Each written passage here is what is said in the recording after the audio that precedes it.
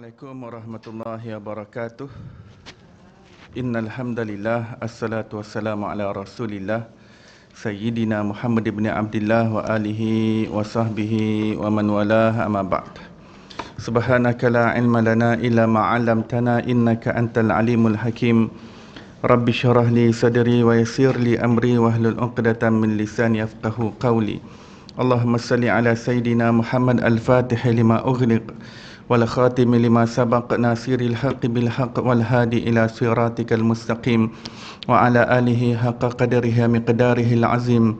Allahumma anfa'na bima 'allamtana wa 'allimna alladhi ma yanfa'una. Allahumma faqihna fid din wa 'allimna at-ta'wil. Allahumma inna nas'aluka 'ilman nafi'an wa rizqan wasi'a wa na'udzubika min 'ilmin la yanfa' min qalbin la yakhsha.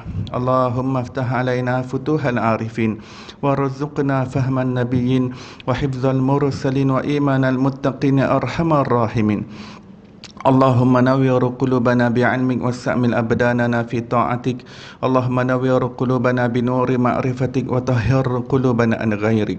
Allahumma iftah 'alaina fathan qariba fi 'ulumil aqliyati wan naqliyah bijahi sayyidina wa maulana Muhammadin khairil bariyah sallallahu alaihi wasallam. Alhamdulillahi rabbil alamin.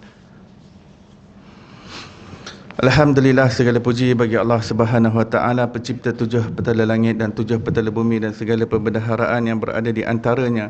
Selawat dan salam ke atas Nabi junjungan besar kita, kekasih kita Nabi Muhammad sallallahu alaihi wasallam, dan ke atas ahli keluarga baginda, dan ke atas para sahabatnya, dan ke atas mereka yang mengikuti jalan mereka yang terdahulu dengan cara yang terbaik sehingga hari kiamat. Alhamdulillah, muslimin musliman yang dirahmati Allah Subhanahu wa taala, syukur kita pada pagi duha yang berbahagia ini dihimpunkan lagi untuk kita sama menyambung pengajian kitab Syama'il Al-Muhammadiyah yang dikarang oleh Al-Imam At-Tirmizi rahimahullah. Mari kita bacakan ummul kitab dan hadiahkan kepada beliau dengan niat mudah-mudahan Allah kurniakan kita keberkatan ilmu, dibukakan kefahaman zahir dan batin, dan dicurahkan ke dalam dada kita seperti mana yang telah dilimpahkan ke dalam dada beliau. Wa ila hadratin nabiyil mustafa sallallahu alaihi wasallam. Al-Fatihah. A'udzu billahi minasyaitonir rajim. Bismillahirrahmanirrahim. Alhamdulillahi rabbil alamin, arrahmanir rahim, maliki yaumiddin, iyyaka na'budu wa iyyaka nasta'in, ihdinas siratal mustaqim, siratal ladzina an'amta 'alaihim ghairil maghdubi 'alaihim waladdallin. Amin. Baik, kita berada pada muka surat yang ke-24, bab yang ketiga, bab maja'a fi sya'ri Rasulillah sallallahu alaihi wasallam. Bab yang menceritakan tentang rambut Rasulullah sallallahu alaihi wasallam. Ya. Demikian terperincinya rekod yang dilakukan terhadap diri Rasulullah sallallahu alaihi wasallam. Sehingga bab khusus berkenaan dengan rambut sahaja. Details. Ya. Mana tokoh yang lain di dunia ini yang diceritakan tentang dirinya sampai rambutnya diceritakan secara terperinci. Kita kenal tokoh-tokoh besar di dunia ini, tapi bagaimana rambut mereka, wallahu alam. Tapi Nabi Muhammad sallallahu alaihi wasallam bab khusus berkenaan rambut sahaja. Hadis yang pertama, Haddatsana Ali bin Hujr anba'ana Ismail ibn Ibrahim an Humaidin an Anas bin Malik radhiyallahu anhu qala kana sya'ru Rasulillah sallallahu alaihi wasallam ila nisfi udhunayhi. Haddatsana Ali, yakni telah khabarkan kepada kami Ali bin Hujr, yakni Imam Ali bin Hujr adalah guru kepada Imam Tirmizi. Ya. Amba'ana, telah khabarkan juga kepada kami Ismail bin Ibrahim. Ismail adalah guru kepada Ali bin Hujr. Ya. Daripada Humaid, daripada Sayyidina Anas bin Malik radhiyallahu anhu berkata, rambut baginda Rasul sallallahu alaihi wasallam mencapai ke pertengahan kedua-dua telinga. Ya. Sepanjang hidup Rasulullah sallallahu alaihi wasallam, kebiasaan rambut baginda adalah panjang, ya, panjang. Ya. Memang orang zaman dahulu memang panjang-panjang. Rambut lelaki memang panjang. Kalau kita jumpa hang tuah pun begitu juga. Jumpa hang jebat pun begitu juga. Jumpa demak pun macam tu juga. Jumpa semerah padi pun begitu juga. Memang begitu rambut orang dulu. Lelaki ni apabila rambut dia panjang sebab menyelahkan kejantanan mereka. Mereka sentiasa bergempur, berperang. Jadi rambut yang panjang ni menunjukkan gah. Dia menambahkan kegerunan kepada pihak musuh. Ya. Bukan bermakna zaman dulu tak ada barber. Dulu tak ada kedai gunting rambut. Zaman dulu tak ada pisau cukur. Tahap pisau cukur mereka boleh jadi lebih tajam daripada kita. Gunting mereka lebih tajam daripada kita. Ya. Jadi Rasulullah ni sepanjang hidup baginda kebanyakan masanya adalah berambut panjang. Kalau direkodkan sebagai botak itu hanya sekali dua sahaja, itu pun ketika umrah dan juga haji. Ketika umrah dan haji, dua kali direkodkan yang baginda membotakkan kepalanya. Selain daripada itu, baginda sallallahu alaihi wasallam adalah berambut panjang. Dan hadis yang pertama ini mengatakan rambut baginda itu mencecah kepada panjang, mengurai ke belakang sampai mencecah kepada di sini pertengahan kedua-dua telinganya. Di pertengahan. Di pertengahan. Rambut baginda akan dibiarkan panjang daripada depan, nanti di belakang. Kalau nak potong, baginda akan potong di bahagian belakang. Baginda tak potong berjambul sini, berjambul sana. Ya. Potong nipis bahagian sini, tepi dibiarkan di bahagian atas. Tidak, baginda tidak melakukan yang sedemikian. Bahkan baginda tidak menyukai hal itu dilakukan oleh umatnya yang lelaki. Ya.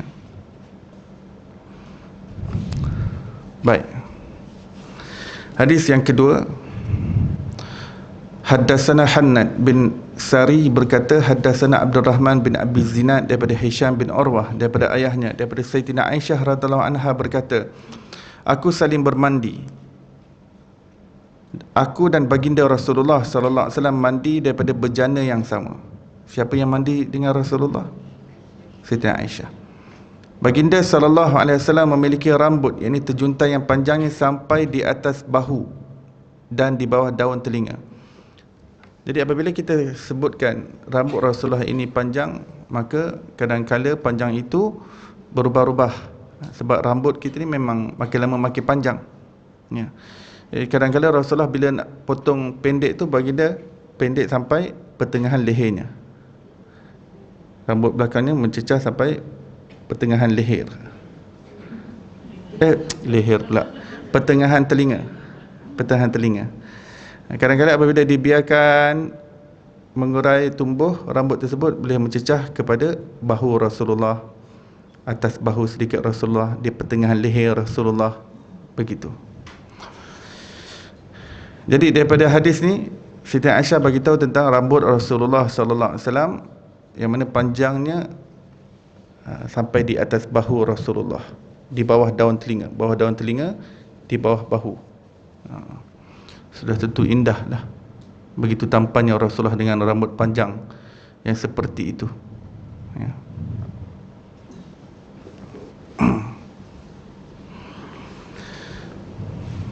Dan pelajaran daripada hadis ini juga kita dapat mempelajari bahawa tidak mengapa untuk suami dan isteri mandi bersama. Dia menambahkan lagi kasih sayang antara suami dan isteri. Mandi daripada bejana yang sama. Bermakna Rasulullah sallallahu alaihi wasallam ini sangat menghargai wanita dan meletakkan kehormatan dan kemuliaan pada wanita. Kalau bangsa yang memandang hina kepada wanita, dia tidak ingin mandi bersama dengan wanita seperti ini. Ya. Tidak ingin mandi sama bejana. Bagi dia bekas daripada wanita ni kotor. Ya. Dan ini memang berlaku zaman jahiliyah. Wanita-wanita memang dipandang hina. Bukan sahaja di dunia Arab. Pergilah dunia Eropah. Kajilah sejarah Eropah. Kajilah sejarah Barat. Kajilah sejarah India dan China. bagaimana wanita diperlakukan, bagaimana wanita dilayan. Kadang-kadang layanan itu seperti binatang, seperti bukan seorang manusia yang berperasaan, seperti hidupan yang berupa haiwan. Ya. Bila kita kaji sejarah, kita akan dapat tahu dunia Eropahnya dengan dunia Arabnya, dunia mana-mana wanita ni diremehkan, suatu hidupan yang seolah-olah hina, hidupan yang keji. Kalau di zaman Arab Jahiliyah itu, hatta ketika Rasulullah masih hidup lagi, ketika baginda masih kecil, kanak-kanak, sebelum menjadi Nabi, sebelum Jahiliyah dihapuskan sepenuhnya, wanita yang datang haid ni, lelaki dia tak nak langsung tidur dengan dia. Dia punya custom dia, wanita haid dia kena duduk dalam bilik, tak boleh mandi, tak boleh tukar pakaian, duduk saja dalam bilik. Sebab bagi dia, wanita haid ni dah kotor sekotok-kotoknya, macam ayam acak.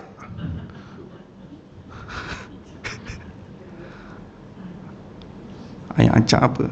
Ayam longkang. Hina. Jadi kotor.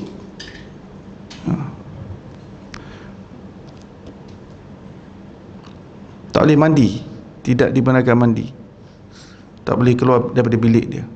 Maksudnya memang diperlakukan dengan hina. Rasulullah lah yang menaikkan martabat wanita. Kehormatan wanita itu diperjuangkan haknya oleh Rasulullah sallallahu alaihi wasallam. Islam yang memartabatkan wanita. Sebab itu kita tersenyum melihat perjuangan feminis daripada kalangan orang Islam. Orang barat ni dah memang feminis, kita faham memang orang barat memang mereka ada pengalaman sejarah yang hitam, lagi gelap gelita terhadap wanita. Jadi mereka bangun di atas perjuangan tersebut, memperjuangkan hak wanita. Ya.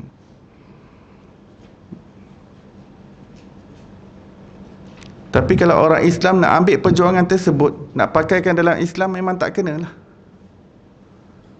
Rasulullah adalah tokoh yang menaikkan martabat wanita, yang perjuangkan membebaskan hak wanita.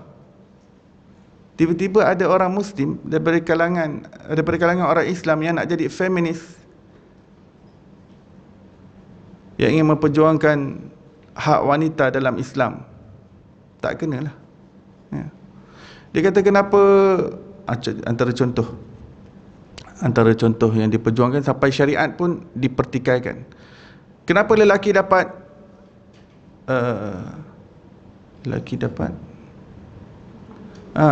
kenapa perempuan dapat separuh daripada lelaki, daripada harta warisan? Kalau dia ada dua beradik, mak ayah dia tinggalkan 1 juta, 1 juta. Jadi jumlah 1 juta itu akan dibahagikan antara keduanya. Tetapi adik perempuan, katakan dua adik beradik dia, satu lelaki satu perempuan, nisbah dia 1/2. Lelaki dapat 1/2, perempuan dapat 1/2 daripada lelaki. Itu faraid. Jadi berapa ya? Ya.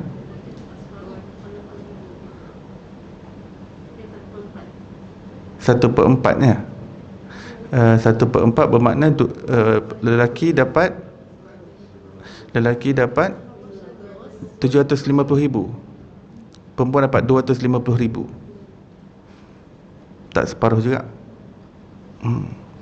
Tapi lah, maksudnya dia ada kiraan lah. 300 kalau 400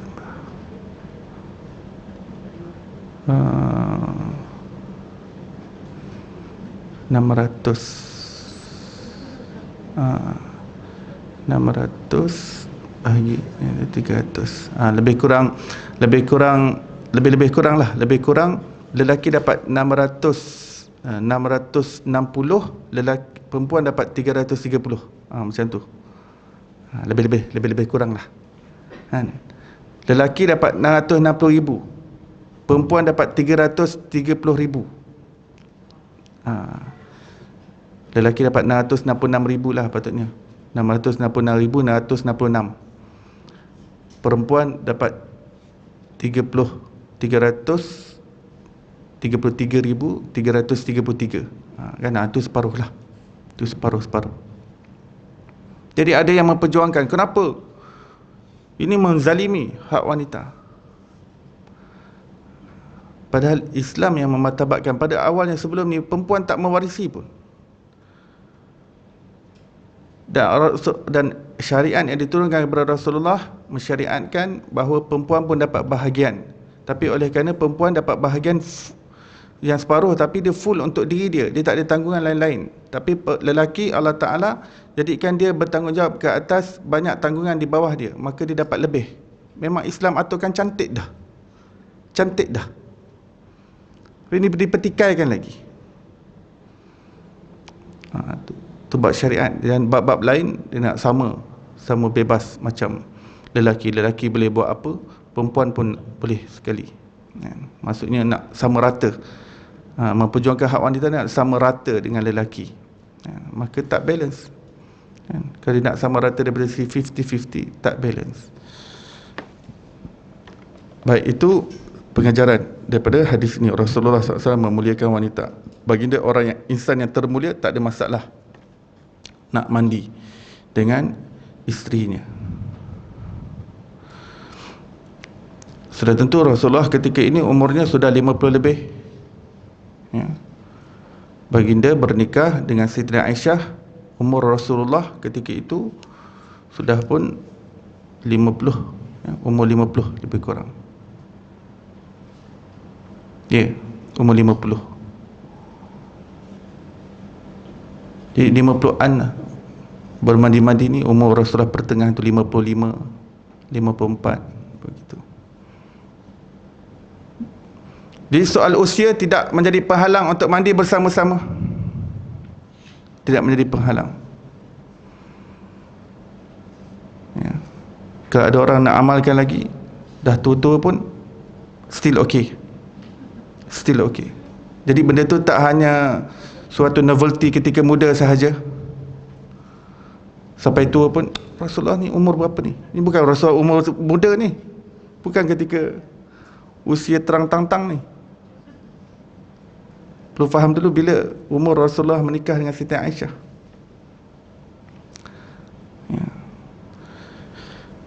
Perkara ketiga daripada hadis ini, kita dapat tahu Rasulullah adalah suami yang romantik. Hadis ni panjang lagi, macam mana Siti Aisyah bermain-main dengan berebut air, ambil air dengan Rasulullah sallallahu alaihi wasallam. Suami yang romantik. Semakin kita mengkaji syama'il Rasulullah sallallahu alaihi wasallam, semakin kita dapat tahu betapa romantisnya Rasulullah sallallahu alaihi wasallam.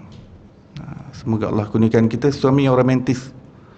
Maksudnya suami yang sedia ada tu Allah romantiskan dia. Tak mustahil. Kalau yang sudah romantis tu alhamdulillah. Ada yang jenis dapat suami yang macam ala-ala drama punya kan, jiwang punya, skema Korean punya. Ada orang dapat suami yang jenis, dia ingat dalam drama aja macam ni, rupanya real life ada. Masih wujud lagi. Tapi siapa yang menghayati Rasulullah, keromantisan Rasulullah sallallahu alaihi wasallam dan ingin mengamalkannya, maka akan mudah baginya.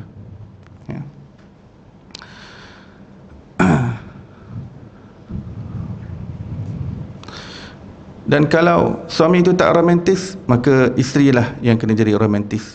Tak apalah, kalau suami aku tak nak romantik, biar aku yang mulakan dulu. Biar aku start dulu. Jangan tunggu suami tu, nanti lepas sudah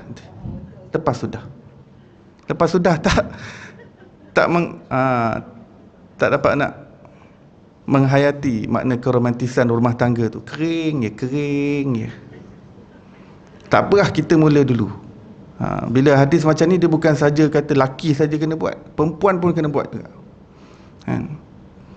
Jadi kita tak tunggu suami kita bagi bunga pada kita, kita bagi bunga pada dia. Dia padan muka dia, bagi dia sejambak bunga mawar merah.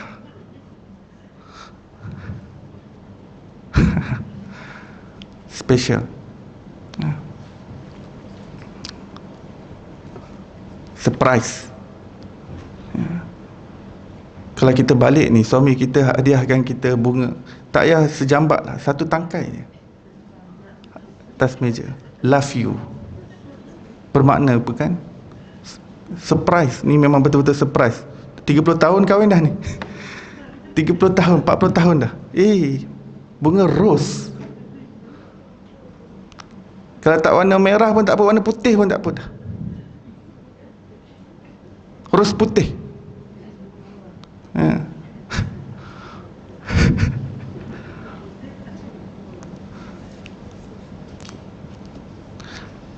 Suami kita ni gesture sikit pun, kalau dia petik bunga raya depan rumah tu pun kasih cantik-cantik sikit bungkus, tak, I love you, bermakna.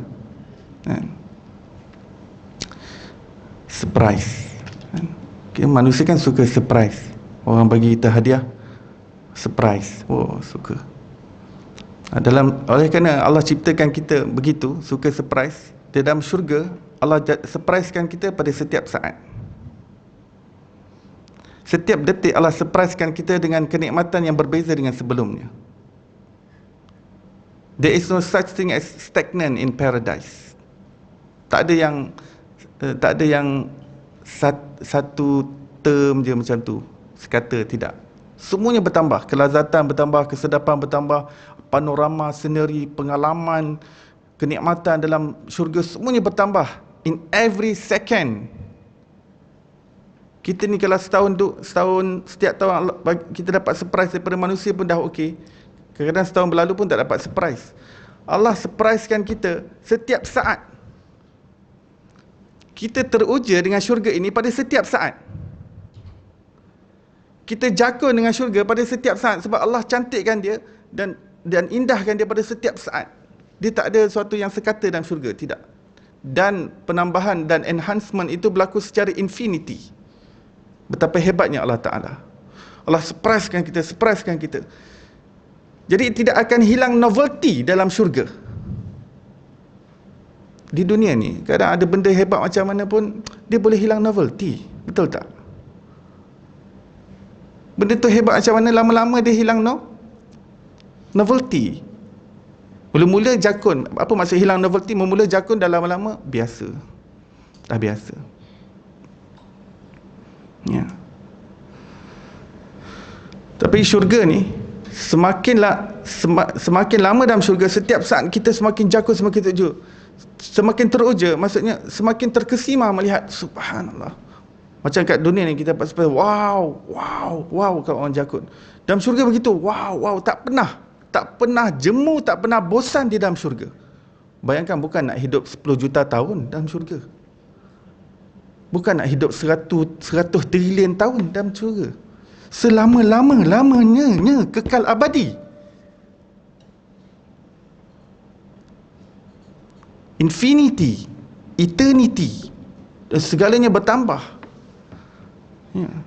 Dan dalam keadaan Allah tak bosankan sedikit pun ahli syurga. Tak hilang sedikit pun novelty, kenikmatan di dalam syurga. Hebatnya Allah Ta'ala janjikan untuk orang-orang yang beriman. Hadis yang berikutnya,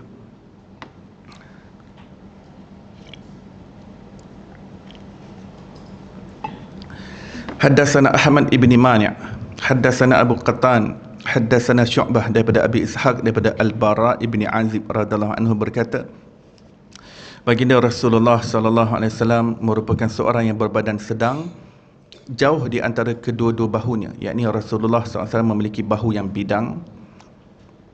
Rambut baginda SAW terjuntai menyentuh kedua-dua daun telinganya.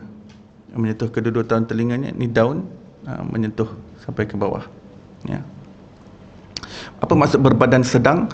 Maksud baginda tidak terlalu gemuk dan tidak terlalu kurus, tapi sedang, dan badan baginda sasa. Badan baginda tidak terlalu tinggi lampai dan tidak terlalu tinggi rendah, tetapi sederhana daripada kalangan kaumnya.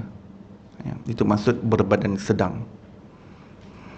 Hadis yang berikutnya, haddatsana Muhammad bin Bashar, haddatsana Wahab ibnu Jarir bin Hazim berkata, haddatsani, ayahku daripada Qatadah berkata, aku bertanya kepada Sayyidina Anas bin Malik radhiyallahu anhu, bagaimana rambut Rasulullah sallallahu alaihi wasallam. Sayyidina Anas radhiyallahu anhu menjawab, rambut baginda Rasulullah sallallahu alaihi wasallam tidak terlalu kerinting dan tidak terlalu lurus. Rambut baginda sallallahu alaihi wasallam sampai mencecah kedua-dua daun telinga baginda. Daun telinga sampai ke bawah. Tidak terlalu kerinting dan tidak terlalu bergulung. Tidak terlalu lurus, ini tidak terlalu tegak kaku. Tetapi pertengahan di antara keduanya, iaitu ikal mayang. Rambut baginda berombak. Ya, ini menambahkan lagi ketampanan dan keindahan rupa paras Nabi Muhammad sallallahu alaihi wasallam. Hadis yang berikutnya, haddatsana Muhammad bin Yahya bin Abi Umar al-Makki, haddatsana Sufyan bin Uyainah daripada Ibnu Abi Najih, daripada Mujahid, daripada Ummi Hani binti Abi Talib radhiyallahu anhu berkata. Ini semua nama-nama ulama. Mana tahu nak dapat idea nak namakan anak ke? Ummi Hani. Dapat anak perempuan Ummi Hani, sepupu Rasulullah sallallahu alaihi wasallam. Hani kat situ bukan madu ya. Hani kat situ maksudnya tenang, damai. Ummi Hani, ibu kedamaian. Hani. Jaranglah orang Melayu nama Ummi Hani. Ya. Rika Modena nama anak, Rika Modena.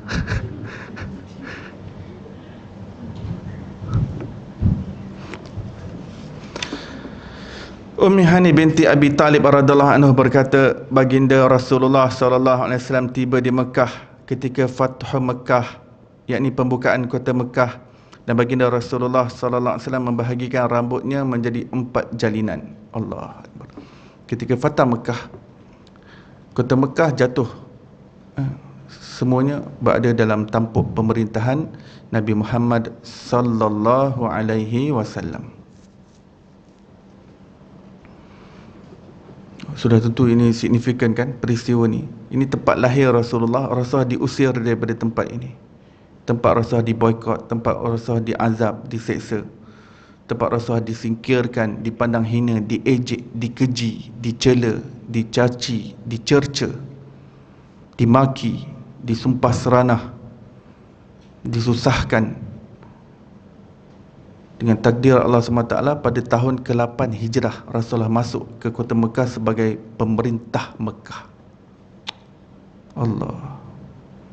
Ini tempat Quraisy ni, tempat Quraisy bertakhta. Adakah kita tahu bangsa Arab ini, kabilah Quraisy adalah yang teratas sekali. Bangsa-bangsa Arab semuanya memuliakan Quraisy. Dan mereka semua setiap tahun sebelum Rasulullah lahir, mereka semua pergi haji. Dan mereka tahu keutamaan peranan Quraisy dalam menguruskan jemaah haji. Haji ni, jemaah haji ni, wukuf di Arafah, di Muzdalifah, bukan zaman Rasulullah saja. Zaman Nabi Ibrahim ni, semua keturunan Nabi Ibrahim ni, orang-orang Arab ni keturunan Nabi Ibrahim. Baik yang duduk di Yaman, duduk di Oman, duduk di Dubai, duduk di Abu Dhabi, duduk di Qatar ataupun Bahrain, duduk di Syam, kebanyakan mereka keturunan Nabi Ibrahim, Nabi Ismail bin Nabi Ibrahim. Mereka semua mengerjakan haji sebab ini tinggalan nenek moyang mereka. Ya. Orang tawaf sebelum Rasulullah lahir lagi, orang sudah tawaf, tapi ialah bercampur aduk lah dengan ada yang tercampur dengan kekufuran, kesyirikan, ambil berhala, ada yang tawaf dalam keadaan tanpa pakaian, macam-macam. Tapi ibadah haji itu memang ada, ritual haji itu memang ada di kalangan bangsa Arab. Dan orang tahu kedudukan bangsa Quraisy di kalangan Arab. Tak, bila Rasulullah sallallahu alaihi wasallam yang juga merupakan Quraisy, Tiba-tiba kota Mekah yang menjadi tempat tumpuan seluruh bangsa Arab setiap tahun ini, pemimpinnya adalah Nabi SAW. Ra'aitan nasa yadkhuluna fi dinillahi afwaja. Manusia ketika itu masuk Islam berbondong-bondong. 70,000 daripada Yaman datang. Waktu Fatah Mekah, lepas Fatah Mekah berbondong-bondong, bukan saja daripada Yaman, daripada Oman, daripada segenap tempat. Orang-orang Arab semuanya menyerah kepada Rasulullah sallallahu alaihi wasallam. Semua orang Quraisy masuk Islam. Bayangkan Quraisy yang dahulu tu, kafir Quraisy kan, kita selalu dengar, semua masuk Islam. Sampai Hindun yang membelah hati Hamzah, memamahnya, pun masuk Islam. Orang bertanya, Hindun, kau kenapa masuk Islam? Dulu kau kata kalau keldai kau masuk Islam, kau takkan masuk Islam. Memang aku tak masuk Islam, tapi Islam dah masuk aku. Sebab akhlak Rasulullah sangat hebat ketika Fatah Mekah. Baginda maafkan semua. Yang semua ketika di Mekah dahulu, ketika Rasulullah diseksa, Rasulullah maafkan semua. Terkejut orang Quraisy. Begini. Padahal berada di tapak, di tempat yang kukuh, otoriti, kuasa pemerintahan, askar bawah dia, batalion tentera bawah dia, polis bawah dia, dia boleh balas dendam. Dia berada di kedudukan dan posisi untuk balas dendam. Tapi baginda memilih untuk memaafkan. Memaafkan. Ketika itu dah ramai orang lari daripada kota Mekah. Dia tahu ini peluang yang terbaik nak balas dendam terhadap kita semua. Lari. Bila Rasulullah umumkan kemaafan, terus orang yang tinggal di kota Mekah pecut kuda mereka, panggil balik keluarga-keluarga yang dah tinggalkan.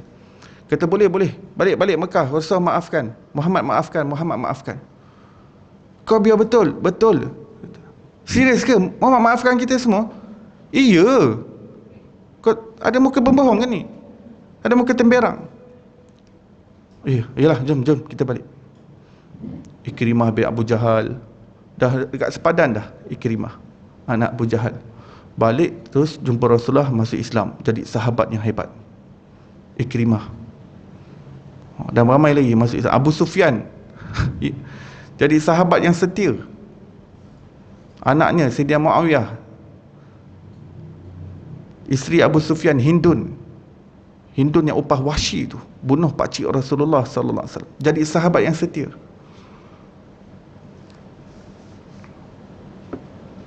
Ini kota Mekah. Rasulullah masuk dalam keadaan rambut baginda agak panjang, dan baginda kemaskan dengan baginda ikat 4 tocang. Apa maksud 4 jalinan? 4 tocang. Apa maksud tocang? Susah pula saya nak. Tocang ni rambut kita 3 kan pintal. Dapat satu tocang. Ambil lagi 3, pecah 3, jalin kan, ikat hujung dia, jadi another tocang. 4 tocang semuanya. Saya tak dapat bayangkan betapa hebatnya wajah Rasulullah ketika itu dengan 4 tocang. Ya. Betapa handsomenya Rasulullah dengan 4 tocang ini. Rambut sudahlah ikal mayang, diikat pula 4 tocang begitu. Kasih kemaskan lagi. Allahu Akbar. Haddatsana Suaid bin Nasar, haddatsana Abdullah bin Al-Mubarak, daripada Ma'mar, daripada Sabit Al-Bunani, daripada Sayyidina Anas bin Malik radhiyallahu anhu, sesungguhnya rambut baginda Rasulullah sallallahu alaihi wasallam mencapai ke pertengahan kedua-dua telinganya. Haddatsana Suaid bin Nasar, haddatsana Abdullah bin Al-Mubarak, daripada Yunus bin Yazid, daripada Az-Zuhri, haddatsana Abdullah bin Abdullah ibni Utbah, daripada Ibnu Abbas radhiyallahu anhuma, sesungguhnya baginda Rasulullah sallallahu alaihi wasallam pada awalnya menyikat rambutnya ke belakang, sedangkan orang-orang musyrik menyikat rambut mereka dengan membahagi 2, yakni ke kiri dan ke kanan.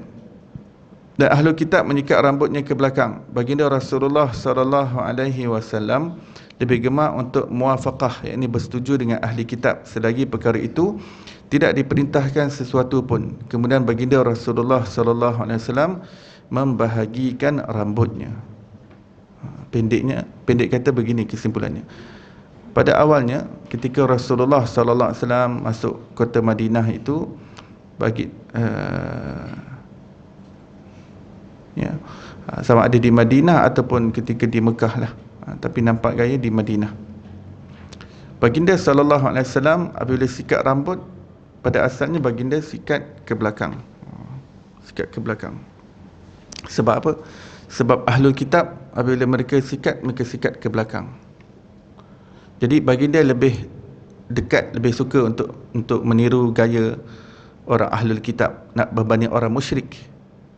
Orang musyrik apabila mereka sikat belah tengah. Ni apa maksud belah tengah? Maksudnya macam mula kita sikat ke belakang, lepas tu kita sikat ke tepi. Buat gidul macam ni. Ya. Tapi rambut Rasulullah panjang lah kan. Maksudnya bagi dua begitu, nanti kemudian rambut baginda akan diselitkan di atas telinga. Jadi kenapa?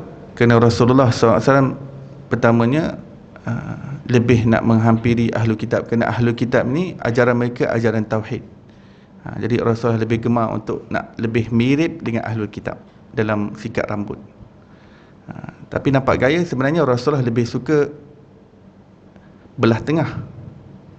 Nampak gaya Rasulullah sebenarnya lebih suka belah tengah, tapi Rasulullah sengaja nak ikut ahlu kitab dulu, belah tengah. Pertama dengan sebab supaya lebih mirip dengan orang yang ada sentuhan kitab yang terdahulu yang diturunkan kepada nabi-nabi. Walaupun mereka dah banyak terpesong, tetapi mereka masih banyak berada dalam kepercayaan tauhid.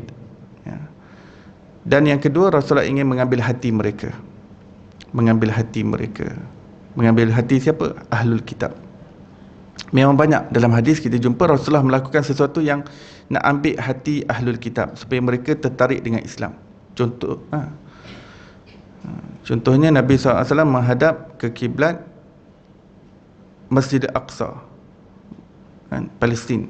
Ketika ahlul kitab sangat mengagungkan Palestin, mereka tak agungkan Mekah. Ahlul kitab mereka mengagungkan Palestin. Jadi bila perintah sembahyang turun, Rasulullah sallallahu alaihi wasallam menghadap ke Palestin selama 16 bulan. Ya. Kemudian dipindah kiblat tersebut ke Kaabah, Mekah. Kenapa? Nak ambil hati ahlul kitab. Tapi apabila mereka nampak tak berapa nak berminat juga, tu yang Rasulullah sangat-sangat meminta daripada Allah, meminta izin untuk ditukarkan kiblat semula ke Kaabah, dan ia diperkenankan. Demikian juga dengan rambut. Apabila Rasulullah tengok sudah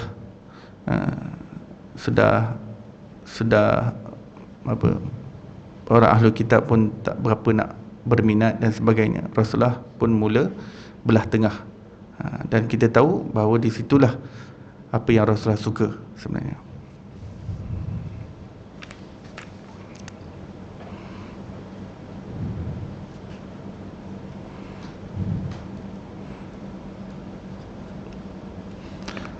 Baik.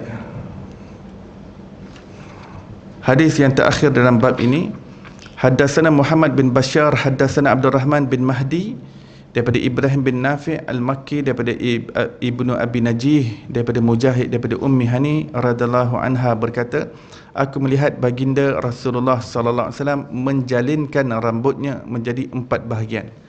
Menjalinkan maksudnya mentocangkan rambutnya, mengikat menjadi tocang.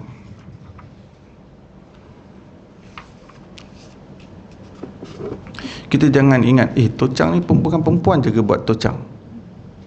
Ya. Kalau kita petikai di situ, nanti kita petikai rambut panjang Rasulullah SAW.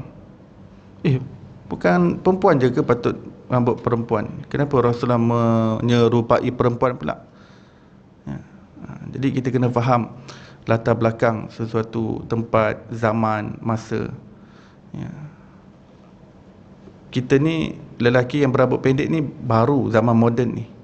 Bila ada etika kerja, kod pergi sekolah, etika, barulah dirapikan, dipotong rambut dan sebagainya. Tapi orang-orang zaman dulu ni, Hatta tok nenek moyang kita di alam Melayu ni pun berambut panjang, lelaki.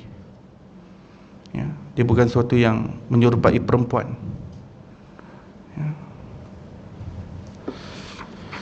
Jadi lelaki memang berambut panjang. Bukan saja Rasulullah, pada sahabat-sahabat yang lain juga berambut panjang. Ya. Bukan saja di dunia Arab. Kalau zaman dahulu ni memang di mana-mana pun, dunia Eropah ke, dunia alam Melayu ke, alam Cina ke, memang rambut panjang. Kalau sejarah di Cina tu, rambut panjang tu lagi panjang tu, tocang dia tu sampai ke pinggang. Jadi kita jangan ingat tocang ni khusus perempuan, rambut panjang khusus perempuan. Ini juga sesuatu yang unisex. Lelaki pun boleh, perempuan pun boleh. Cuma dalam agama kita ini diambil kira adat setempat, budaya setempat. Kalau seseorang itu berada di satu tempat yang kalau dia berambut panjang boleh menimbulkan fitnah kepadanya, maka tak perlu dia berambut panjang. Mereka kalau dia betul-betul ikhlas nak ikut sunnah, nak berambut panjang, ni untuk lelaki ya. Maka kalau dia nak ikut sunnah ya, maka dia kena fahamkan, dia kena fahamkan orang sekeliling dia, kenapa dia berambut panjang ya. Jangan dia berambut panjang sebab nak tiru rockers.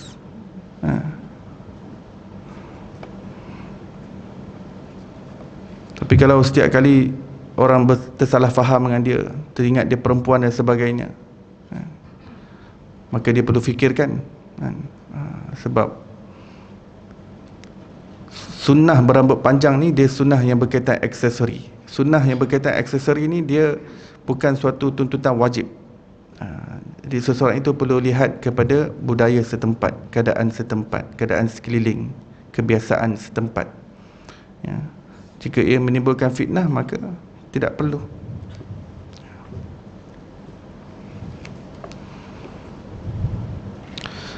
Dan jika seseorang itu benar-benar ingin mengikuti sunnah Rasulullah, dan kita yang lihat lelaki yang berambut panjang, kita semua kena bersangka baik bahawa hatinya itu benar-benar ingin mengikut sunnah Rasulullah sallallahu alaihi wasallam. Jangan kita ingat dia ni berlekutu ke apa ni. Kita jangan bersangka buruk. Oh, dia ni terkesan dengan apa ni, Nirvana ke, terkesan dengan rockers mana ni, rock kapak ke apa ni, rambut panjang, mak rockers. Jangan, sebab bila benda tu berkait dengan Rasulullah SAW, kita jangan merendah-rendahkan, jangan meremeh-remehkan ya. Kita sangka baik, tugas kita bersangka baik.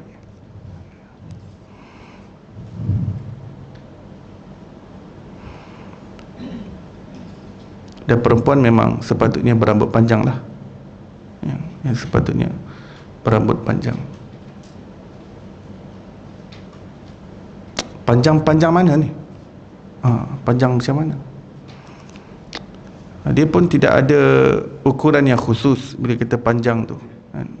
Tapi kita dapat tahu bahawa kalau kebiasaan lelaki itu, Rasulullah SAW berambut panjang itu atas bahu, maksud secara kebiasaan, maka panjangnya rambut wanita itu adalah melebihi bahu kan? Sama ada menyentuh bahu ataupun bawah daripada bahu, itu panjang. Kalau tak potong pendek. Dia kata, perempuan tu pun kata, saya tengok Rasulullah pun mencecah daun telinga, saya pun nak buat daun telinga juga kan. Itu dia kena minta izin suami dia. Kalau suami dia izinkan, bolehlah.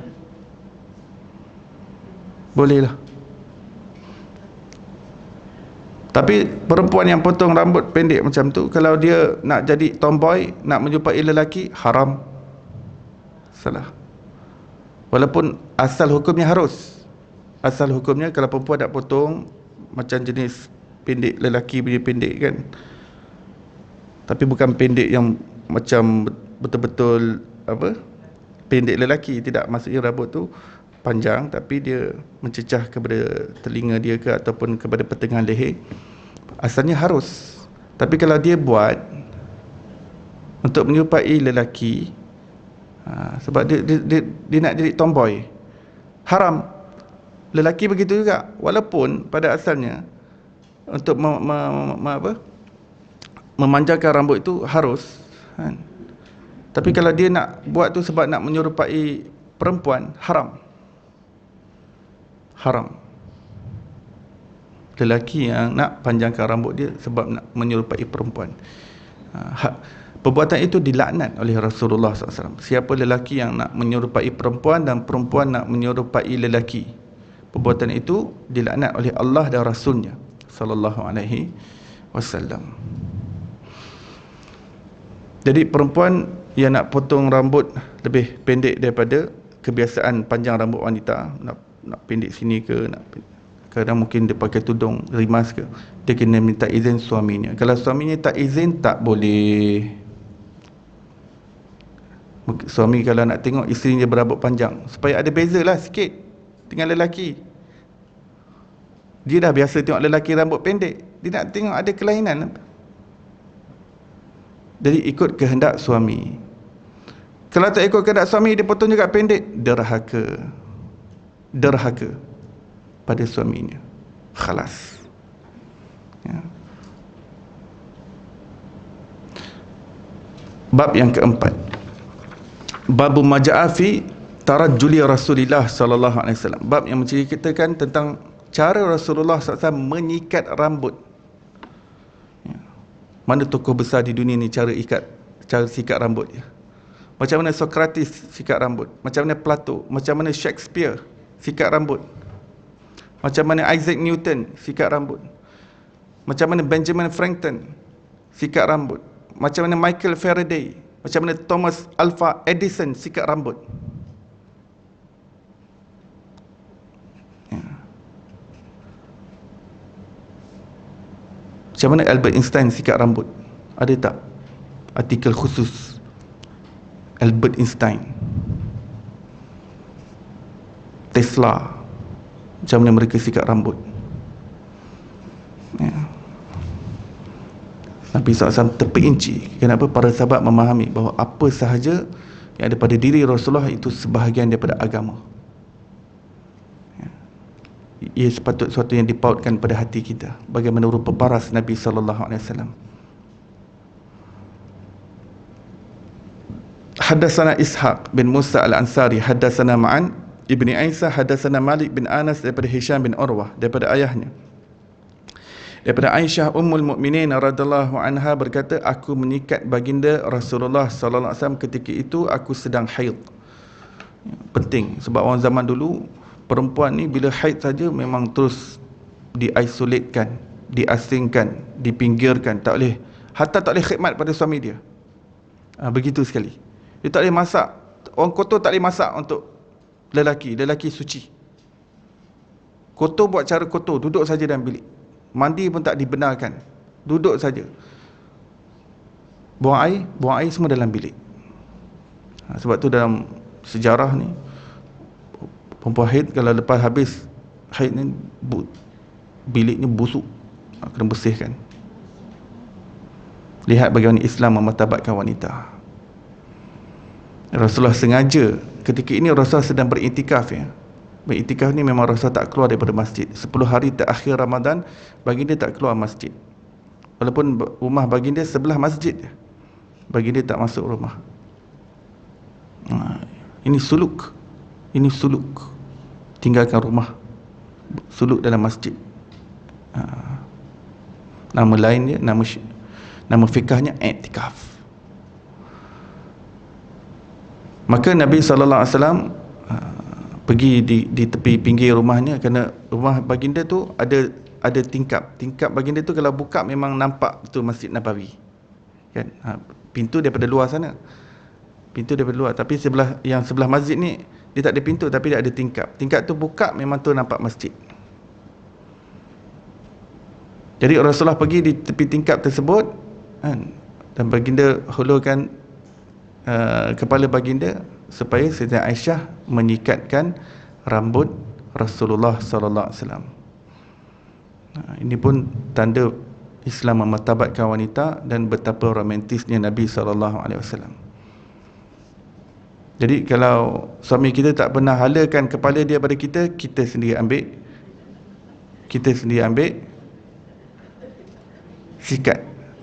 sikatkan dia. Biarlah kita mulakan dulu. Jangan tunggu dia. Ya.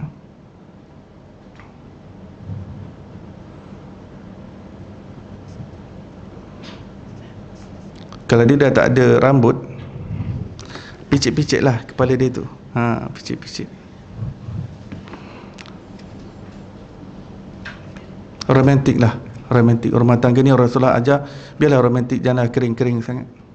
Nabi SAW ni tengah dalam ibadah ni, Ramadan ni, tengah ibadah hebat, tapi Rasulullah tak lupakan keromantisan dengan isterinya. Haddatsana Yusuf bin Isa, haddatsana Waqi', haddatsana Ar-Rabi' bin Sabih daripada Yazid bin Aban Ar-Raqashi daripada Sayyidina Anas bin Malik radhiyallahu anhu berkata, baginda Rasulullah sallallahu alaihi wasallam banyak meminyakkan rambut dan janggutnya dan banyak menutupi kepalanya sehingga penutup kepala itu berminyak, seperti pakaian baginda sallallahu alaihi wasallam itu pakaian penjual minyak, kerana banyaknya minyak pada kain tersebut. Baginda sallallahu alaihi wasallam ni sangat particular dalam mengapply minyak pada rambutnya. Sebab baginda rapi. Minyak zaitun, minyak apa? Minyak zaitun. Baginda sentiasa meminyakkan rambutnya dan juga janggutnya. Sehingga baginda sentiasa ada kain tutup kepalanya untuk lapik minyak tersebut. Sebab baginda kan pakai kopiah, pakai serban kan, supaya minyak tersebut tak terlalu efek kepada serban tersebut. Baginda ada macam satu handkerchief yang tutup rambut tersebut supaya dia dilapik antara serban dengan rambut. Kadang-kadang menitis juga, minyak zaitun tersebut kadang menitis dan terkena pakaian Rasulullah SAW.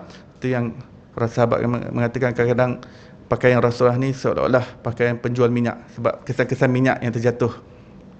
Padahal itu adalah sebab Rasulullah sangat particular dalam pemakaian minyak zaitun pada rambut dan juga janggutnya. Rapi.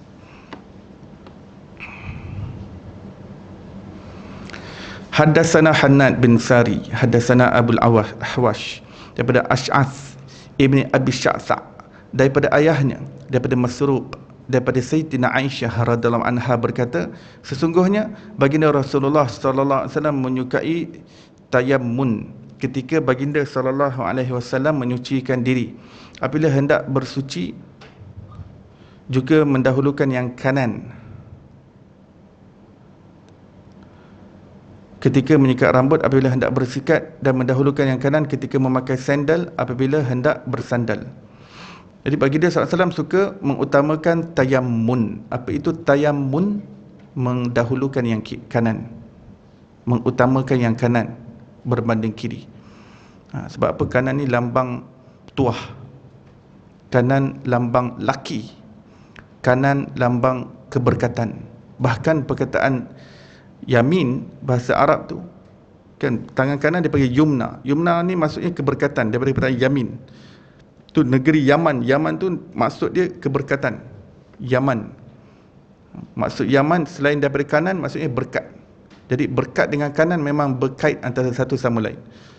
Sebab sesuatu yang berkaitan dengan kanan Rasulullah lebih utamakan, sebab dia berkait dengan keberkatan. Jadi di situ Rasulullah mengajarkan kita untuk beroptimistik. Melakukan sesuatu dengan mengharapkan tuah dan nasib yang baik kepadanya adalah sesuatu yang dibenarkan dalam Islam. To take a good omen in English. To take a good omen. Ada satu perkara yang kita nampak berlaku, oh ni tanda baik ni.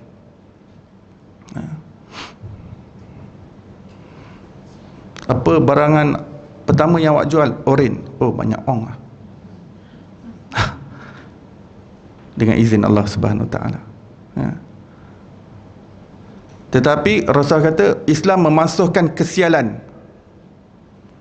Memasukkan kesialan dalam Islam. Maksudnya buat ni, oh ni tanda sial ni.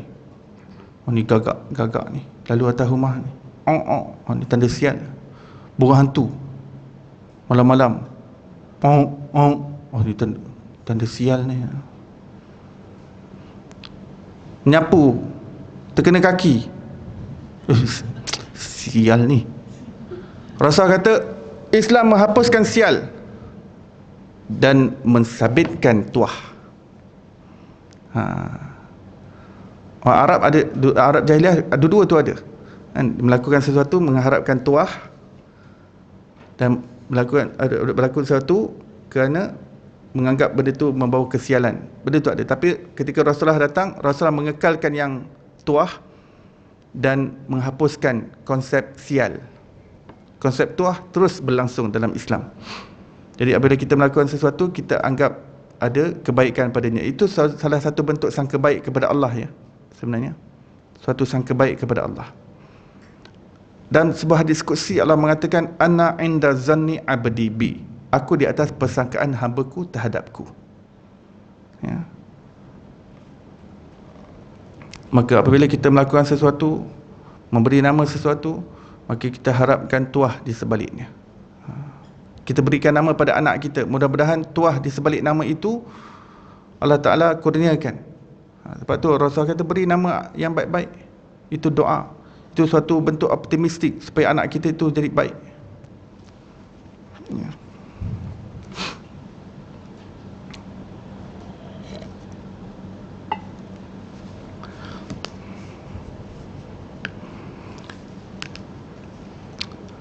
Saya tanya mak dengan ayah saya, siapa yang beri nama saya Iqbal? Sebab orang kawan-kawan kat sekolah ejek kita kebal. Ejek-ejek ni kat sekolah biasa ya. Pening kita budak-budak ejek-ejek ni. Saya antara mangsanya. Kita kebal, kita kebal. Kadang dalam kelas, kalau cikgu cerita pasal kereta kebal, nanti semua tengok saya.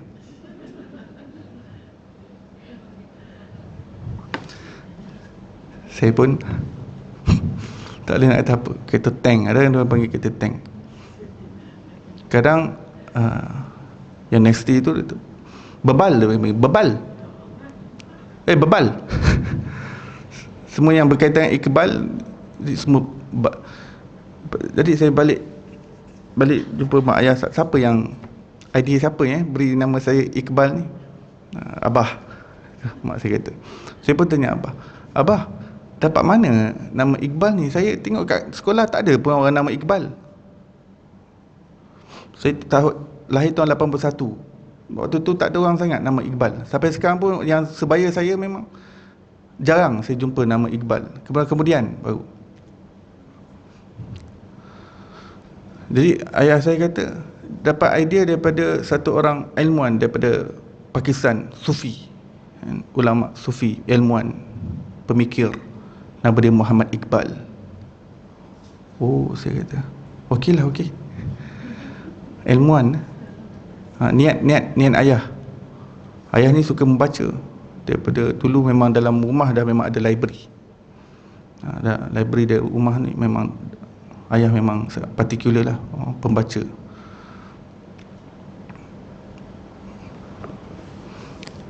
Jadi saya pun mula tengok apa nak makna Iqbal ni, apa makna Iqbal dalam kamus nama-nama anak orang Islam kan.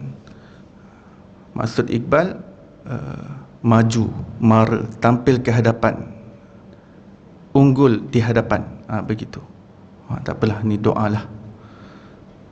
Lepas tu saya dah tak kisahlah orang nak panggil saya kereta kebal ke bebal ke, lantak kau lah. Yang penting nama tu baik lah. Ayah saya ada niat yang baik ya. Mudah-mudahan anak dia ni jadi ilmuwan. Mudah-mudahan ya.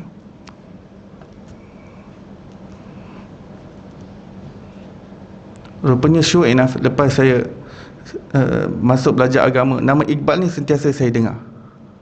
Baik ketika belajar di Hadramaut, sebab Habib Umar sentiasa guna perkataan Iqbal untuk orang yang maju menuju Allah. Selalu guna Al-Iqbal ala Allah. Habib Umar selalu guna.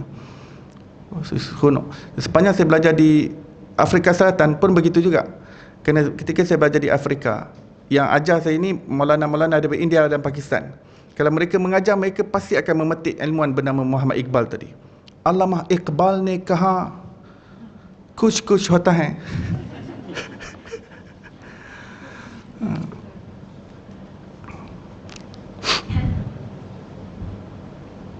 Saya selalu dengar 7 tahun belajar Afrika memang selalu didengar. Alamah ni orang yang alim bernama Iqbal ni berkata begini-gini, sebab dia banyak karang syair-syair yang hebat dalam agama Islam. Kemudian lepas habis balik ke tanah air 2013, saya mula masuk belajar universiti, belajar di tempat Profesor Nakib Alatas, dan memang dipelajari pemikiran Muhammad Iqbal ni, dipanggil Sufi Iqbal dia, sebab pemikiran dia banyak berkisar tasawuf, ya. Memang dikaji, dibincangkan, ya. Baik, Rasulullah menyukai yang kanan. Baginda bersuci, baginda utamakan yang kanan. Maksudnya kalau baginda mandi wajib, baginda settlekan belah kanan dahulu, ya. Begitu juga dengan wuduk, mana yang serentak-serentaklah, kan? Macam kumur, kita tak kumur belah kanan dulu, baru kiri. Itu serentak, kumur serentak, kan? Basuh pergelangan tangan pun serentak, basuh telinga pun serentak. Tapi yang jenis basuh tangan, kan? Ini kanan dulu baru kiri. Kaki pun begitu. Juga mendahulukan kanan ketika menyikat rambut. Maksudnya baginda settlekan yang sebelah kanan dulu baru sebelah kiri. Dan juga ketika memakai sandal, pakai sandal capal kanan dulu baru kiri. Ni ketika pakai. Ketika cabut, baginda cabut yang belah kiri dulu baru kanan. Jadi kalau saya masuk dalam masjid, saya akan masuk kaki kanan, maka saya akan cabut dulu kaki kiri dan saya letak dulu di lantai, kemudian baru saya cabut kaki kanan dan melangkah ke masjid. Kalau saya tak buat macam tu, nanti saya nak kena akrobatik. Macam mana nak masuk kaki kanan? Tak apa, lantai bersih. Tak apa. Kalau tak nak juga pijak lantai, pijak dah kasut, atas kasut tu, atas selipar, ya. Bersih, dalam Islam ni asal segala perkara adalah suci, kecuali jika dah benar-benar yakin ada najis di situ. Ini hukum asal Islam. Tidak tahu yang ini, memang kita jadi was-was selalu nanti. Was-was. Hatta dalam tandas pun asalnya bersih, melainkan memang ada nampak kesan najis di situ. Buka-buka tudung, terlepas, alamak, jatuh, tandas ada najis. Bau-bau tak ada apa-apa, tapi nak hilah, tandas ni kan kotor. Dibalik ke mana? Hukum fiqh, al-yaqin la yazulu bisyak. Sesuatu yang diyakini tidak dapat disingkirkan dengan syak wasangka. Jadi ada najis ke tak ada najis tu masih syak wasangka. Yang yakin benda tu memang asalnya bersih, melainkan memang asalnya kotor, tempat yang asalnya kotor. Dia balik pada hukum asal tu, ya. Jadi tandas ni asalnya memang bersih, memang tak ada najis di situ. Jadi jika terjatuh, kita nak buat sembahyang. Jadi bila tak ada bau dan tak ada kesan apa-apa, maka diperbolehkan bawa sembahyang, sebab dia balik kepada hukum suci yang asal, ya. Jadi jangan terperanjatlah orang-orang pakai abaya tu mengheret-heret ni. Macam mana ni sembahyang dia heret tatah dia, entah tu ada perkataan entah tatah terkena najis, dia jadi penyapu Masjidil Haram ni, Masjid Nabawi semua seret abaya dia atas lantai, atas tanah. Lepas tu bawa sembahyang pula tu, tak tukar telekung lain. Asal hukum bersih, itu hukum fikahnya. Tak tahu yang ini memang pening nanti, pening, ya. Jadi boleh tak orang yang menyeret atas lantai tu, kadang-kadang perempuan kan memang kena labuhkan, labuh itu terseret atas lantai. Orang Arab pelik dengan orang Melayu, oh senting-senting pakai kain, ada banjir ke apa ni? Innalillahi wa inna ilaihi rajiun. Perempuan aib. Senting-senting, nampak buku lali, astagfirullahalazim. Dia pening tengok kita. Perempuan pula sini pening tengok dia terseret macam tu. Tapi yang pening lagi, terseret tu sah kalau dia buat sembahyang. Segi mana dia tahu dia tak seret atas najis, dia yakin dia lalu tempat suci, dah sah hukum asal. Hadis yang berikutnya, hadatsana Muhammad bin Bashar Haddatsana Yahya bin Sa'id daripada Hisham bin Hasan daripada Al-Hasan Basri daripada Abdullah bin Mughaffal berkata, baginda Rasulullah SAW melarang untuk sering menyikat rambut kecuali bersekali-sekala. Bersekali-sekala maksudnya sehari selang sekali. Sebab apa? Di dalam bahasa Arab tu ani tarajjuli ila ghibban. Ghibban ni dalam bahasa Arab maksudnya selang sehari. Maksudnya baginda ni tak suka sikit-sikit sikat, sikit-sikit sikat.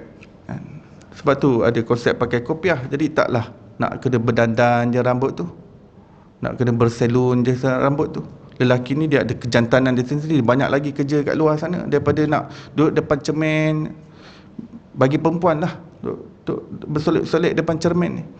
Lelaki kadang depan cermin kadang mengalahkan perempuan, nak betulkan jambul dia tu. Ya Allah, Man nak pergi sekolah ni,